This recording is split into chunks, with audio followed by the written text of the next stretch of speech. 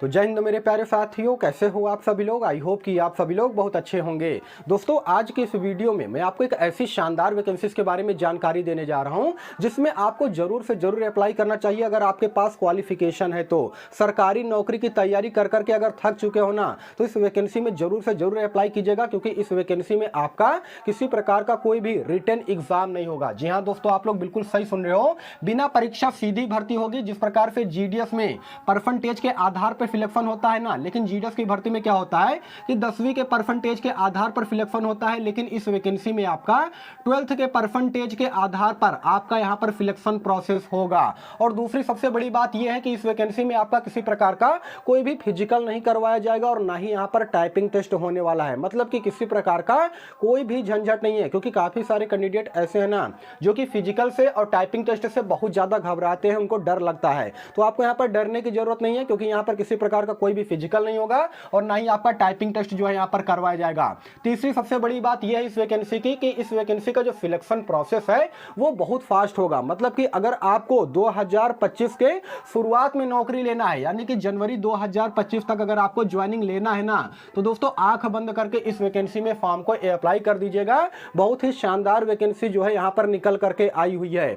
अब आप लोग के मन में यह सवाल चल रहा होगा कि सर ये बताइए किस विभाग में ये वैकेंसी निकल करके आई हुई है। दोस्तों देखिए, विभाग का नाम भी बताऊंगा, एज, सैलरी, सिलेक्शन प्रोसेस बताऊंगा और कौन कौन से कैंडिडेट इस वैकेंसी में आवेदन कर सकते हैं, सारा ए टू जेड जानकारी देने वाला हूं। बशर्ते वीडियो को आप सभी लोग एक लाइक जरूर कर दीजिएगा और चैनल पे अगर आप सभी लोग पहली बार या फिर नए हो तो चैनल को भी जरूर सब्सक्राइब कीजिएगा इसी प्रकार के गवर्नमेंट जॉब के मोर अपडेट के लिए। तो दोस्तों आइए बिना समय गवाए वीडियो को कंटिन्यू करते हैं। देखिए, सबसे पहले विभाग की अगर मैं बात करूंगा तो विभाग का नाम है पंचायती राज विभाग। जी हाँ दोस्तों, यहां पर मैं लिख दे रहा हूं, पंचायती राज विभाग में यह वैकेंसी निकल करके आई हुई है, जिसमें नंबर ऑफ टोटल सीटों की अगर मैं बात करूंगा तो 3810 पदों पर यह वैकेंसी निकाली गई है, जिसमें कि 2 प्रकार के पद शामिल है। कौन कौन से पद हैं सर ये बताइए। तो दोस्तों पद की अगर मैं बात करूंगा तो न्याय मित्र के यहां पर पद है, जिसमें कि 2304 सीटें हैं, और कचहरी सचिव की अगर मैं बात करूंगा तो यहां पर 1506 सीटें हैं। दोनों को अगर आप काउंट करोगे तो 3810 पदों पर यह वैकेंसी यहां पर निकाली गई है। सबसे पहले एक बात मैं आपको क्लियर कर देना चाहता हूं कि ये जो वैकेंसी है ये बिहार राज्य की तरफ से निकाली गई है, मतलब कि स्टेट गवर्नमेंट की पूरी तरीके से ये वैकेंसी है। तो अलग अलग जिलों में वैकेंसी निकाली गई है। अभी मैं आपको आगे बताऊंगा कि किस जिले में कितने नंबर ऑफ टोटल सीटें हैं। देखिए, क्वालिफिकेशन की अगर मैं बात करूंगा तो अगर आप यहां पर न्याय मित्र के लिए अप्लाई करते हो ना, तो अगर आप ग्रेजुएशन पास हो, किसी भी सब्जेक्ट से आपने ग्रेजुएशन कर रखा है, तो आप न्याय मित्र के लिए यहां पर अप्लाई कर सकते हो। उसके अलावा अगर आप 12वीं पास हो, यानी कि इंटरमीडिएट की परीक्षा पास किए हो, तो आप कचहरी सचिव के लिए अप्लाई कर सकते हो। अगर आप ग्रेजुएशन पास हो तो न्याय मित्र और कचहरी सचिव दोनों पोस्ट के लिए यहां पर आवेदन कर सकते हो। दोस्तों यहां पर किसी प्रकार का कोई भी रिटन एग्जाम नहीं होगा। मैं आपको बार बार बता दे रहा हूं, 12वीं के परसेंटेज के आधार पर और ग्रेजुएशन के परसेंटेज के आधार पर आपका सिलेक्शन होने वाला है। उसके बाद जितने भी कैंडिडेट शॉर्ट लिस्टेड होंगे उनका डॉक्यूमेंट वेरिफिकेशन होगा और उसके बाद आपको यहां पर सिंपली ज्वाइनिंग दे दी जाएगी। अब देखिए, एज क्राइटेरिया की अगर मैं बात करूंगा तो यहां पर 18 साल से लेकर के 37 साल तक के कैंडिडेट अप्लाई कर सकते हैं। ये जनरल कैंडिडेट के लिए क्राइटेरिया रखा गया है। उसके अलावा वे कैंडिडेट जो कि बीसी ईबीसी से बिलोंग करते हैं उनके लिए 18 साल से लेकर के 40 साल तक का एज का क्राइटेरिया रखा गया है, यानी कि एज में यहां पर आपको अच्छा खासा छूट दिया जा रहा है। उसके अलावा वे कैंडिडेट जो कि एससी या फिर एसटी कैटेगरी से बिलोंग करते हैं, वे 18 साल से लेकर के 42 साल तक की उम्र तक इस वैकेंसी में फॉर्म को अप्लाई कर सकते हैं। मतलब कि एज पर गवर्नमेंट रूल के अकॉर्डिंग जो छूट दिया जाता है ना, वो यहां पर मिल रहा है। अब सबसे बड़ी बात यह आती है कि सर ये बताइए इस वैकेंसी का ऑनलाइन आवेदन जो है कब से स्टार्ट होगा। तो दोस्तों सबसे पहले तो मैं आपको यहां पर यह बताना चाहता हूं कि देखिए, ये जो वैकेंसी निकाली गई है ना, आप अपने ग्राम पंचायत या फिर नगर निगम से जहां से बिलोंग करते हो वहीं से आप सभी लोग इस वैकेंसी में फार्म भर सकते हो। मतलब कि दूसरे नगर निगम या फिर दूसरे ग्राम पंचायत से आप इस वैकेंसी में फार्म बिल्कुल भी नहीं भर पाओगे। और सबसे बड़ी बात यह है ना कि वीडियो का नाम आप सभी लोगों ने सुना होगा, जिसका फुल फॉर्म होता है ब्लॉक डेवलपमेंट ऑफिसर। तो इन्हीं की अध्यक्षता में जो है ये क्या करेंगे कि सबसे पहले कमेटी का गठन करेंगे और इनके अध्यक्षता में सिलेक्शन प्रोसेस को जो है कंप्लीट किया जाएगा। अब रही बात कि सर ये बताइए इसका ऑनलाइन आवेदन जो है कब से स्टार्ट होगा। तो देखिए दोस्तों, अभी तक तो कोई भी इसका ऑफिशियल नोटिफिकेशन जो है जारी नहीं किया गया है, लेकिन न्यूज़पेपर के माध्यम से जो मुझे सूचना मिली है उसके अकॉर्डिंग मैं आपको यहाँ पर बताना चाहता हूँ कि 15 नवंबर के बाद, जी हाँ दोस्तों, 15 नवंबर के बाद कभी भी ये वैकेंसी आ जाएगी और नवंबर महीने में ही ये वैकेंसी आएगी। मतलब कि 15 से 20 नवंबर के बीच में आपको इस वैकेंसी का नोटिफिकेशन देखने को मिल जाएगा। पूरी तरीके से ऑनलाइन भर्ती है, जिसमें कि आप सभी लोग ऑनलाइन आवेदन कर सकते हो। और जॉब लोकेशन की अगर मैं बात करूंगा तो जो जॉब लोकेशन आपका रहेगा वो बिहार में रहेगा। मतलब कि बिहार के अलग अलग जिले में आपका जो है जॉब लोकेशन रहने वाला है।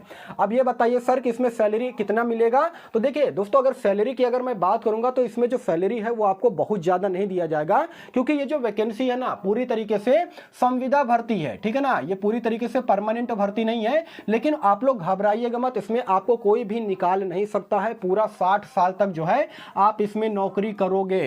किस कंडीशन में निकाला जा सकता है? तो उस कंडीशन में निकाला जा सकता है जब आप काम अच्छे से नहीं करोगे, या फिर कोई आपराधिक गतिविधियों में शामिल रहोगे, या फिर डेली जो है काम पर नहीं जाओगे, कंसिस्टेंसी बरकरार नहीं रखोगे, तभी आपको जो है जॉब से निकाला जा सकता है। अदरवाइज आपको यहां पर कोई भी नहीं निकालेगा।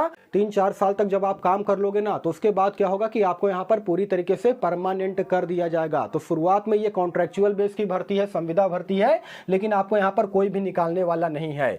सिलेक्शन प्रोसेस जैसा कि मैंने आपको बता दिया है कि न्याय मित्र के लिए अप्लाई करते हो तो ग्रेजुएशन के परसेंटेज के आधार पर आपका सिलेक्शन होगा, और अगर आप कचहरी सचिव के लिए अप्लाई करते हो तो 12th के परसेंटेज के आधार पर सिलेक्शन होगा। जिसका ज्यादा परसेंटेज होगा उसका लिस्ट में यहां पर नाम आएगा। और मान लीजिए कि 2 कैंडिडेट ऐसे हैं जिनका कि सेम परसेंटेज है, तो उस कंडीशन में क्या होगा कि जिनका उम्र ज्यादा होगा ना, उनका यहां पर सिलेक्शन जो है होने वाला है। अब यहाँ पर मैं आपको बताने वाला हूं कि किस जिलों में कितने नंबर ऑफ टोटल सीटें हैं कचहरी सचिव के और न्याय मित्र के। तो सबसे पहले अररिया की अगर मैं बात करूंगा तो कचहरी सचिव में 50 सीटें हैं, न्याय मित्र में 80 सीटें हैं, अरवल में 16-41 सीटें हैं, औरंगाबाद में 10 और 21 सीटें हैं, बांका की मैं बात करूंगा तो 34 और 46 सीटें हैं, बेगूसराय की मैं बात करूंगा तो यहाँ पर 43 और 65 सीटें हैं, भागलपुर में 41 और 72 सीटें हैं, भोजपुर में 39 और 81 सीटें हैं, बक्सर की बात करूंगा तो 24 और 27 सीटें हैं, दरभंगा में 34 और 38 सीटें हैं, गया की बात करूंगा तो 52 और 87 सीटें हैं,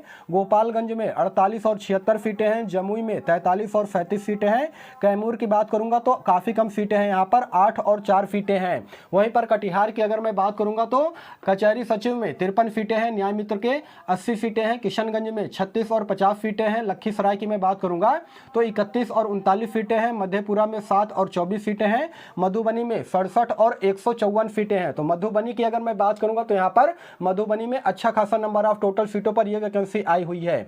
मुंगेर की बात करूंगा तो 9 और 7 सीटों पर वैकेंसी आई हुई है, नालंदा में 68 और 64 सीटों पर वैकेंसी आई हुई है, पटना में 66 और 91 सीटें हैं, नवादा में 43 और 75 सीटें हैं। उसके अलावा सीतामढ़ी, सीवान, शेखपुरा, समस्तीपुर, सुपौल और भी काफी सारे जिले हैं जहां पर यह वैकेंसी आई हुई है दोस्तों। लेकिन देखिए यहां पर जगह कम पड़ गया है व्हाइट बोर्ड पर, इसलिए मैं बाकी जिलों के नाम नहीं लिख पाया हूं। तो क्या करूंगा, मैं इसका पूरा का पूरा जो लिस्ट है ना मैं डाल दूंगा अपने टेलीग्राम चैनल पर। टेलीग्राम चैनल का लिंक मैंने वीडियो के डिस्क्रिप्शन में ऑलरेडी डाल रखा है, तो वहां पर जा करके आप देख सकते हो कि आपके जिलों में कितने नंबर ऑफ टोटल सीटों पर यह वैकेंसी आई हुई है। अब सबसे बड़ी बात यह आती है कि सर ये बताइए, बिहार राज्य की तरफ से यह वैकेंसी निकाली गई है पंचायती राज विभाग में, तो क्या इसमें ऑल इंडिया के कैंडिडेट अप्लाई कर पाएंगे कि नहीं अप्लाई कर पाएंगे? दोस्तों मैं आपको यहां पर क्लियर कर देना चाहता हूं। देखिए अभी तक तो कोई ऑफिशियल नोटिफिकेशन नहीं आया है, लेकिन मुझे जहां तक लगता है, क्योंकि यहां पर एक कंडीशन रख दिया गया है कि ग्राम पंचायत या फिर जिस नगर निगम से आप बिलोंग करते हो वहीं से आप लोग जो है फॉर्म अप्लाई कर सकते हो। तो इससे यह पता चलता है कि इसमें ऑल इंडिया के मेल और फीमेल कैंडिडेट अप्लाई नहीं कर सकते हैं। ये जो वैकेंसी निकाली गई है इसमें केवल बिहार राज्य के जो कैंडिडेट है वही इस वैकेंसी में आवेदन कर सकते हैं। तो दोस्तों यही सारा सब कुछ जानकारी देना था। देखिए इस वैकेंसी का जो ऑनलाइन आवेदन है वो 15 नवंबर के बाद कभी भी हो सकता है, मतलब कि इसका ऑफिशियल नोटिफिकेशन जारी किया जाएगा और इसका ऑनलाइन आवेदन जो है स्टार्ट होगा, जिसमें आपका किसी प्रकार का कोई भी रिटन एग्जाम नहीं होगा, सीधी भर्ती होगी। जिस प्रकार से जीडीएस में सिलेक्शन प्रोसेस होता है सेम वही प्रोसेस यहां पर होने वाला है। तो दोस्तों यही सारा सब कुछ जानकारी देना था। देखिए इस वैकेंसी के रिगार्डिंग में आपके मन में किसी प्रकार का कोई भी डाउट हो, कोई भी सवाल हो तो कमेंट सेक्शन खुला है, आप लोग कमेंट कीजिए, मैं इसका रिप्लाई देने का भी पूरा कोशिश करूंगा।